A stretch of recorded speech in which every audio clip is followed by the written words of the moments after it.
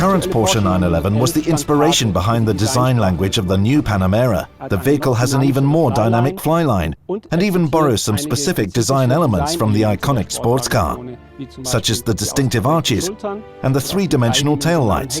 When it comes to the interior, however, the Panamera sets completely new standards in terms of design. Anyone who has ever driven a Panamera immediately understands what we're talking about when we say this is the sports car of its segment.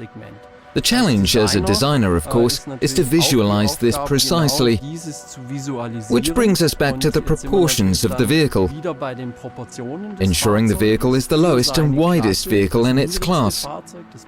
Small details like the arches above the rear wheels and the way the cabin tapers towards the rear, all of these features are also design elements that are familiar from classic sports car designs that have been applied to this vehicle. Despite the size of the vehicle, the visual message is clear. I'm the sports car of my segment. Looking at the rear of the new Panamera, of course, the idea of a distinctive character comes to mind, and in turn fully emphasizes the idea of width and a visually reduced height. For details such as the taillights, we pursued a very specific philosophy, an approach we initially adopted with the Macan. We made it clear, we want the taillight to be three-dimensional. In other words, to reflect a real architecture, but combined with the idea of the two taillights merging with one another on the outside. The same applies to the Porsche logo.